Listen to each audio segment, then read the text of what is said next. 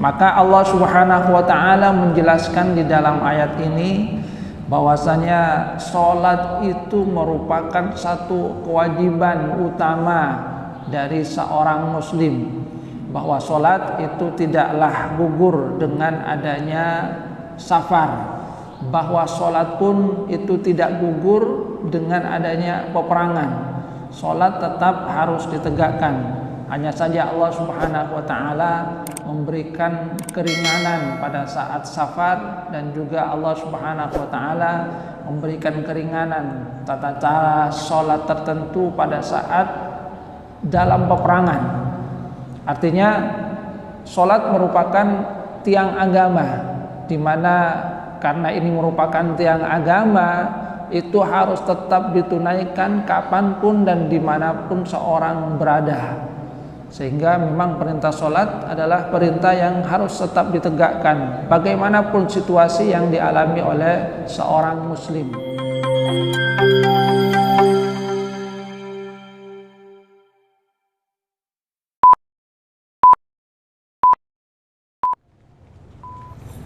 Assalamualaikum warahmatullahi wabarakatuh. Innal hamdalillah nahmaduhu wa nasta'inuhu wa nastaghfiruh wa na'udzu billahi min shururi anfusina wa min sayyiati a'malina. May yahdihillahu fala mudilla lahu wa may yudlil fala hadiya lahu. Asyhadu an la ilaha illallah wahdahu la syarika lahu wa asyhadu anna Muhammadan 'abduhu wa rasuluhu la nabiyya ba'dahu. Allahumma salli ala Muhammad wa ala ali Muhammad kama sallaita ala ali Ibrahim wa barik ala Muhammad wa ala ali Muhammad kama barakta ala ali Ibrahim fil alamin innaka Hamidum Majid. Rabbi shrah li sadri wa yassir li amri wahlul 'uqdatam min lisani yafqahu qawli, amma ba'du. Hadirin jamaah salat subuh rahimakumullah. Alhamdulillah, kita bersyukur kepada Allah Subhanahu wa taala karena Allah Subhanahu wa taala memberikan kita nikmatus sihah, nikmat sehat, mata yang masih bisa melihat, telinga yang masih bisa mendengar, kaki yang masih bisa berjalan, tangan yang masih kita gerakkan. Itu bagian dari nikmatul iman wal Islam, nikmat keimanan, sehingga kita mampu melaksanakan sholat subuh berjamaah, melangkahkan kaki ke masjid ini, menghambakan diri kepada Allah Subhanahu wa taala. Hadirin jamaah sholat subuh rahimakumullah, kita lanjutkan kajian ayat Al-Quran di surah An-Nisa ayat 101 sampai 103. Firman Allah Subhanahu wa taala, a'udzu billahi minasyaitonir rajim, wa idza darabtum fil ardi falaysa 'alaikum junahun an taqsuru minas shalah in khiftum ay yaftinal ladzina kafaru ay yaftinakumul ladzina kafaru innal kafirina kanu lakum aduwwan mubina.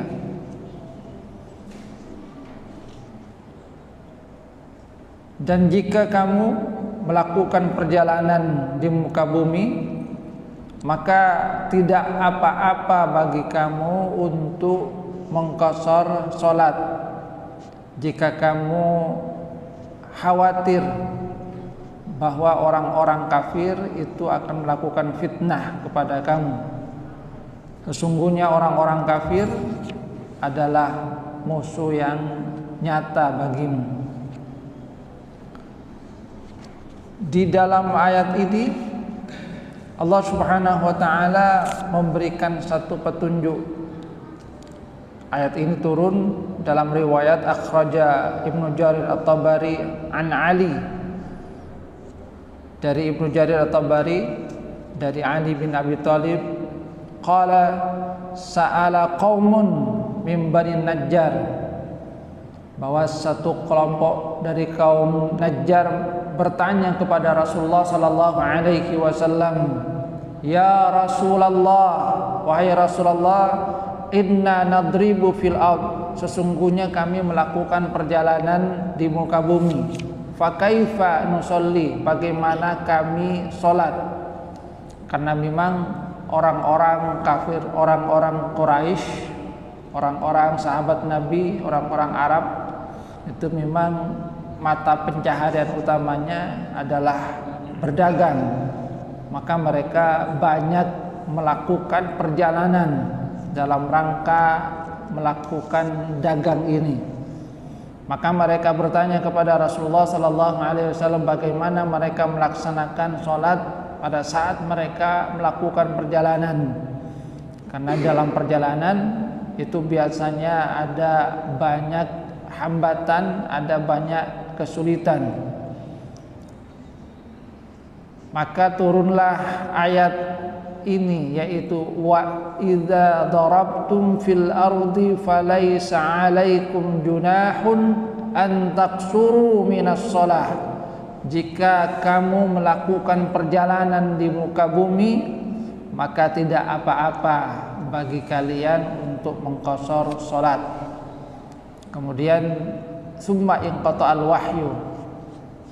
Wahyu kemudian berhenti sampai sini. Tidak lama setelah itu, falamma kana ba'da dzalika yahulu ghazan Nabi sallallahu alaihi wasallam. Kemudian Rasulullah sallallahu alaihi wasallam melakukan peperangan bersama dengan sahabat Rasulullah sallallahu alaihi wasallam. Fa shalla dzuhra. Kemudian beliau itu melakukan salat zuhur bersama para sahabat. Faqala al-musyrikuna laqad amkanakum Muhammadun wa ashabuhu min zuhurihim halla syaddattum alaihim. Ketika mereka melihat bahwasanya Rasulullah sallallahu alaihi wasallam bersama para sahabat melakukan salat zuhur, maka kata orang-orang musyrik, ini ada kesempatan bagi kalian untuk menyerang Muhammad dan sahabat-sahabatnya pada saat mereka melakukan sholat zuhur. Bagaimana kalau kemudian kita lakukan hal tersebut? Fa'asyaddattum alaihim. Sehingga dengan demikian maka turunlah ayat yang merupakan lanjutan dari ayat di atas, in khiftum ayyaftinakumul ladzina kafaru, sampai adzabam muhina. Jadi yang menjelaskan tentang tata salat dari khauf, salat pada saat peperangan. In khiftum ayyaftinakumul ladzina kafaru, jika kamu khawatir bahwasanya orang-orang kafir itu melakukan fitnah, dalam hal ini adalah melakukan penyerangan kepada Rasulullah sallallahu alaihi wasallam dan para sahabat. Sehingga kemudian turunlah ayat dari lanjutan ayat 101 ini sampai akhir dari ayat 102.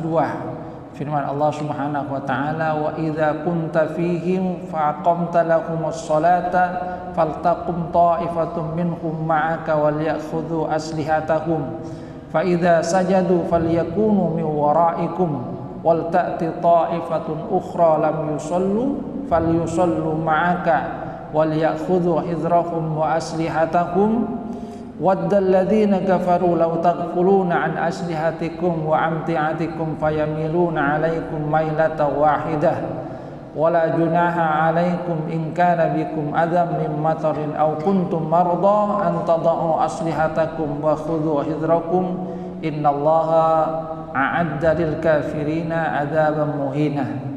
Ayat yang menjelaskan tentang tata cara dari salat khauf pada saat berada di dalam kekhawatiran saat berperang, pada saat khawatir bahwasanya musuh akan menyerang mereka, padahal mereka mempunyai kewajiban untuk sholat.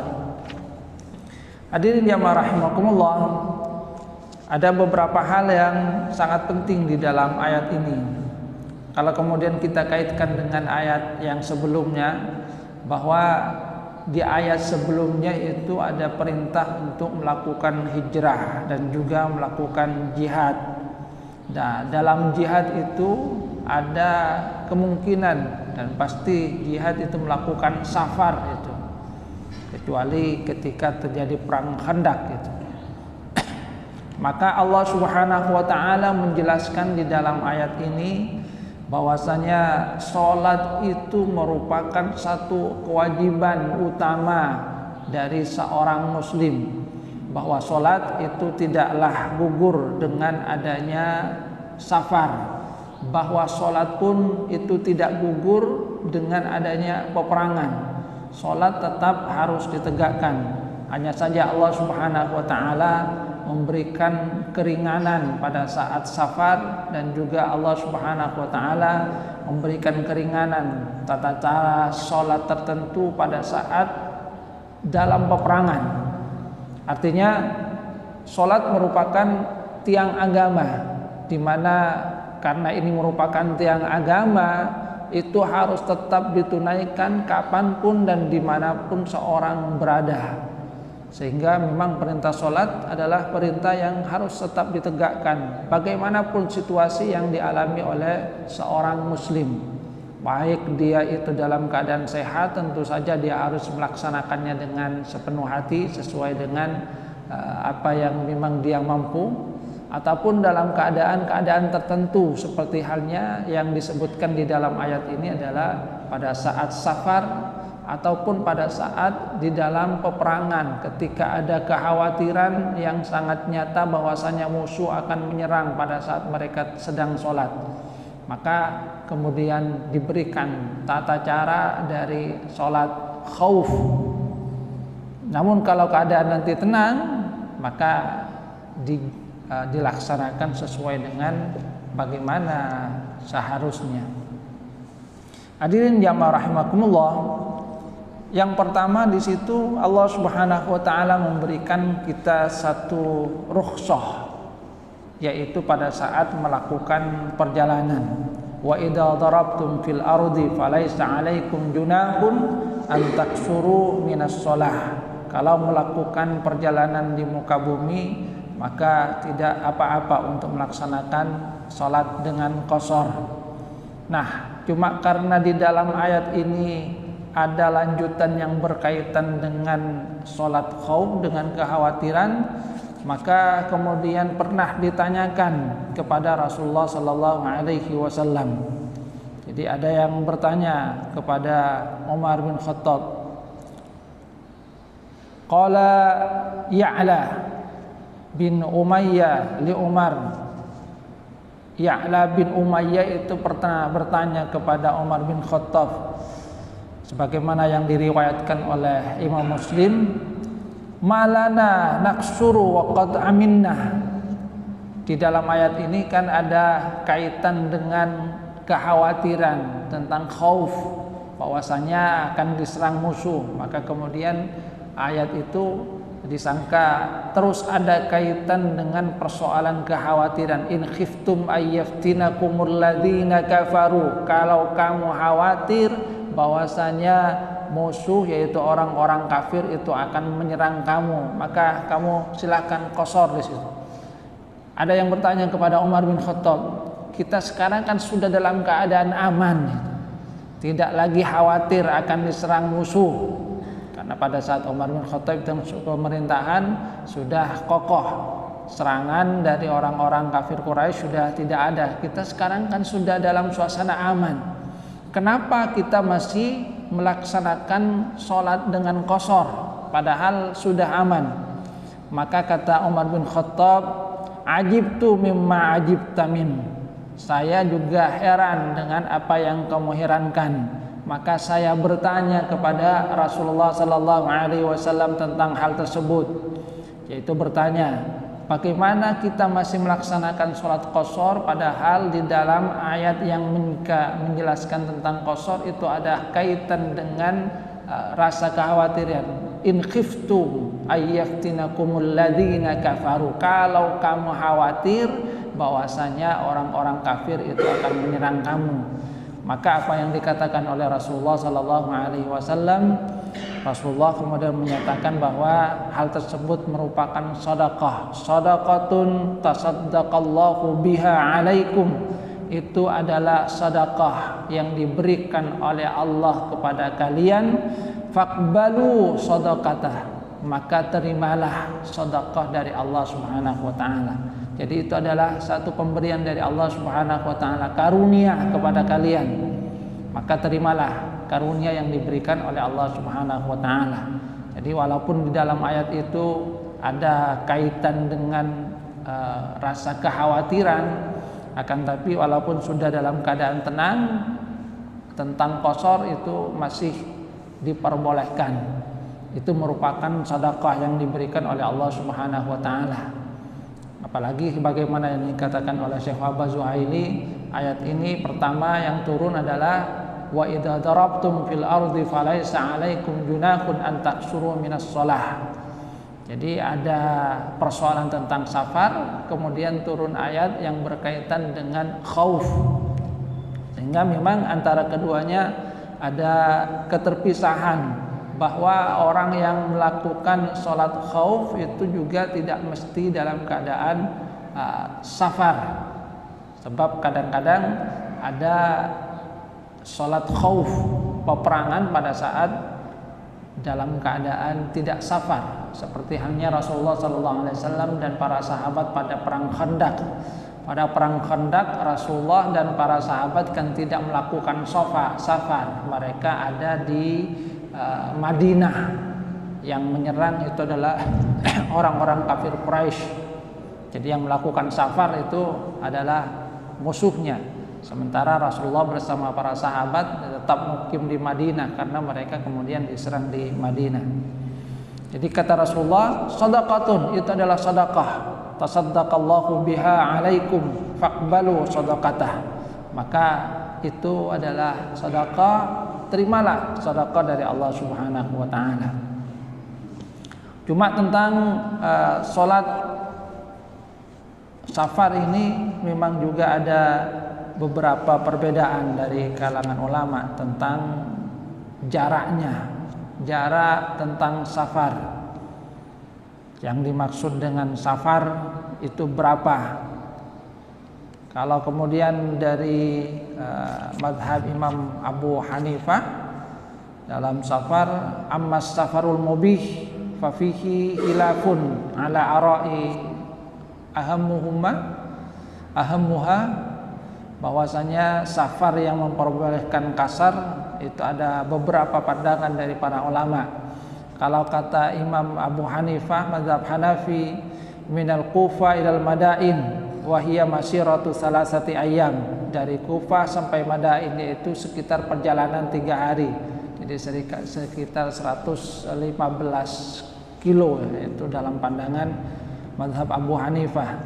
Sedangkan dalam pandangan mazhab Malik dan Syafi'i, arba'atu burud kullu baridin arba'atu farasikh, 40 burud, setiap barid itu 4 farsakh, jadi sekitar 77 sampai 80 km.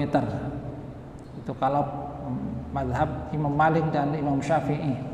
Alasan dari mazhab Abu Hanifah kenapa mereka menyatakan bahwasanya itu adalah sekitar perjalanan 3 hari, karena di dalam hadis misalnya dikatakan yamsahul muqim yauman wa lailah wal musafir salasata ayyamin, yang berkaitan dengan khuf itu, bahwasanya orang yang mukim yang memakai khuf itu membasuh khufnya, sepatunya, yauman wa lailah, 1 hari dan 1 malam.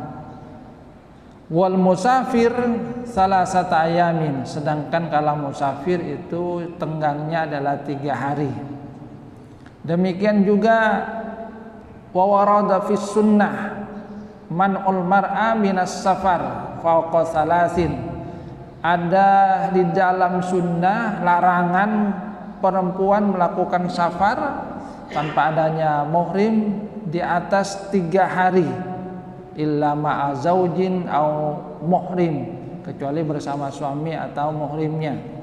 Sehingga dengan demikian kata madhab Abu Hanifah, fadalla hadza ala anna ma dunas salas laisa safaran, maka ini menunjukkan bahwa sebelum, kalau tidak sampai 3 hari itu tidak dihitung safar.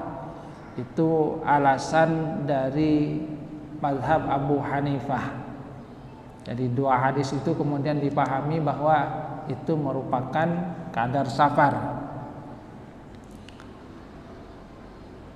Sedangkan riwayat yang dijadikan dalil oleh mazhab Abu Hanifah dan Imam Malik, Imam Syafi'i dan Imam Malik, bahwasanya dari riwayat Ibnu Abbas dari Daraqutni bahwasanya Nabi Muhammad sallallahu alaihi wasallam itu bersabda, ya ahla Makkah la taksuru fi adna min arba'ati burud, wahai penduduk Mekah, janganlah kalian itu mengqasar di bawah 4 burud, min Makkah ila Ghusfan. Jadi dalam hadis ini Rasulullah sallallahu alaihi wasallam menyatakan jangan kalian itu melakukan qasar di bawah perjalanan 4 burud itu. Setiap barid itu adalah 4 farsakh. Jadi itu alasan dari mazhab Imam Malik dan mazhab Syafi'i.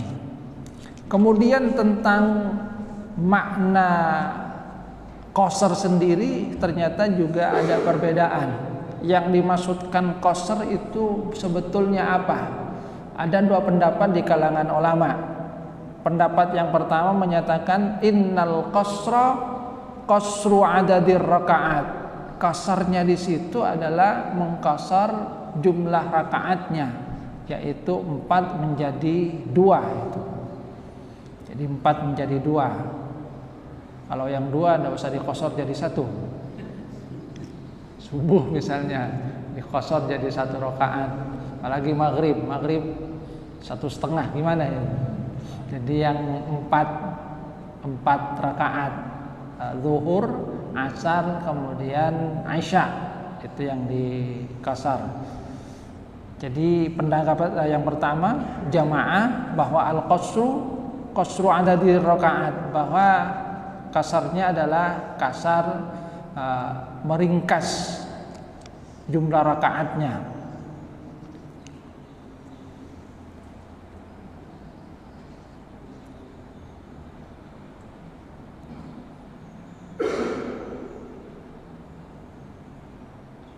Dalam riwayat itu wa fi sahihi Muslim ad Ibnu Abbas qala faradallahu shalah ala lisani nabiyyikum fil hadar arba'an wa fis safar raq'ataini wa fil khauf raq'ah.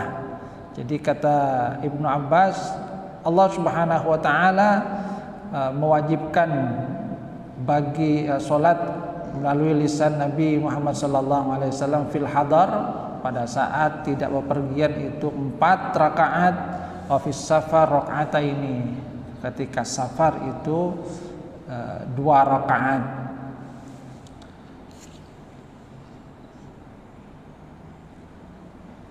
Karena makna dari min di situ adalah litab'id, sebagian. Tapi ada pandangan yang lain, wa qala akharuna, ada pandangan yang lain seperti halnya Jassos yang menyatakan innal murad bi qassis sholati fil ayah qasrus sifah wal hay'ah, bahwa yang dimaksudkan dengan qasrus sholah, meringkas sholat di situ adalah dalam bentuk sifat, dalam bentuk tata cara, duna nuqsani adadir rakaat, bukan mengurangi jumlah rakaatnya. Sebab mereka menyatakan bahwa di dalam hadis ini bahwa Rasulullah SAW dalam riwayat itu kan dikatakan bahwa fil hadar arba'an wa fis safar raq'ataini, bahwa memang ketentuannya dalam hal ini sholat bagi yang hadar, yang tidak bepergian itu 4, sedangkan bagi yang safar itu 2. Jadi sesungguhnya ketentuannya memang dua, yaitu kata Al-Jassas, sehingga yang dimaksudkan dengan qasrun di situ adalah qasrus sifah, yaitu adanya perubahan dari tata cara sholat, seperti halnya bitarkir ruku was sujud wal ima, dengan meninggalkan ruku atau sujud, seperti halnya orang-orang yang bepergian dengan kendaraan.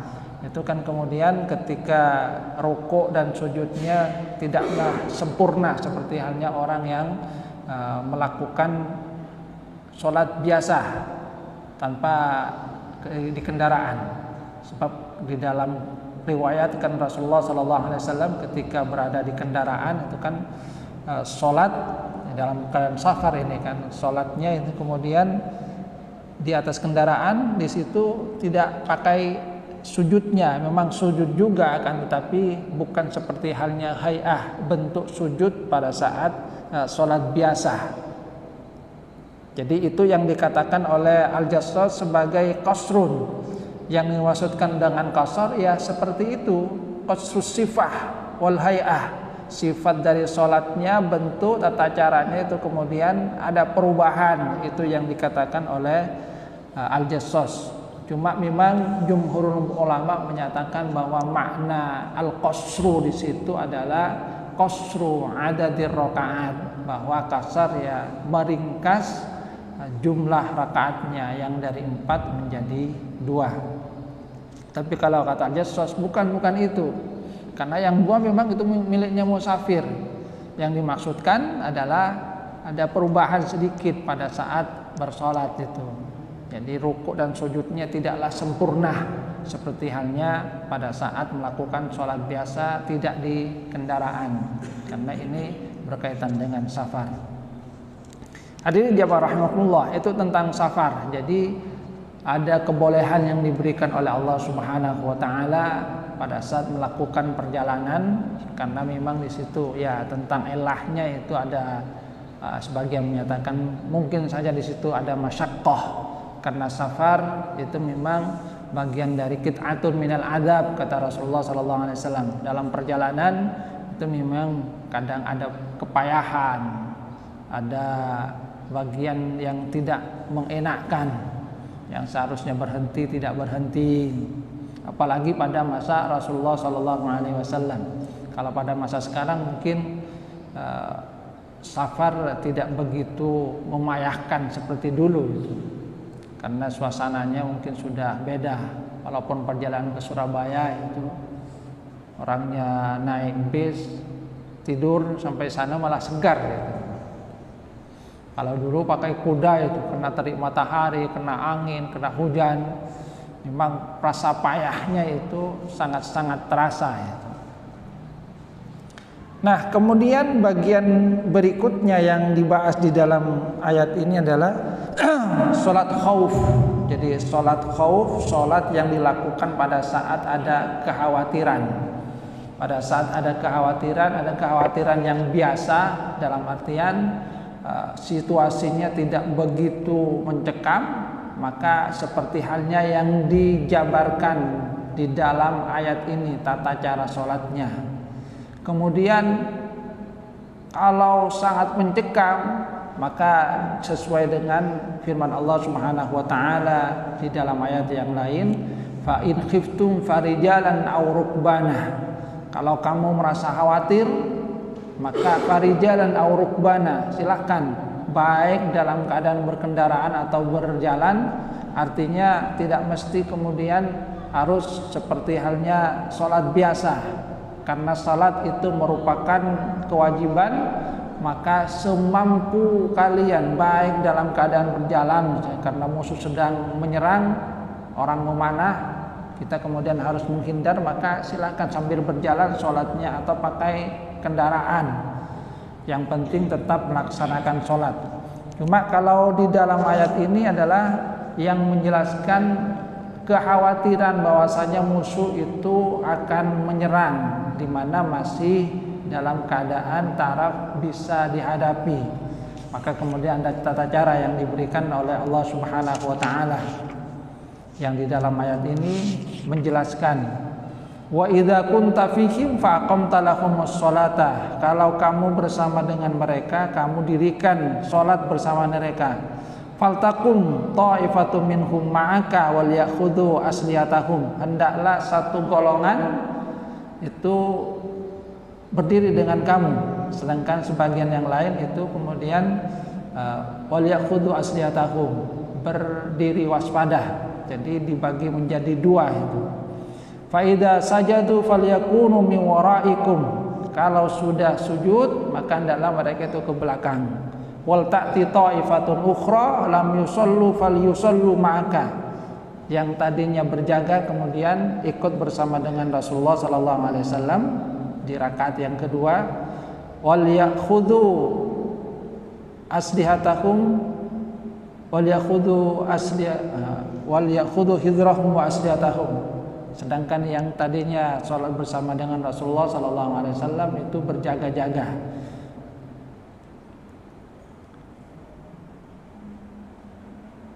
Waddal ladzina kafaru law takfuruna an aslihatikum wa amti'atikum fayamiluna 'alaikum mailatan wahidah.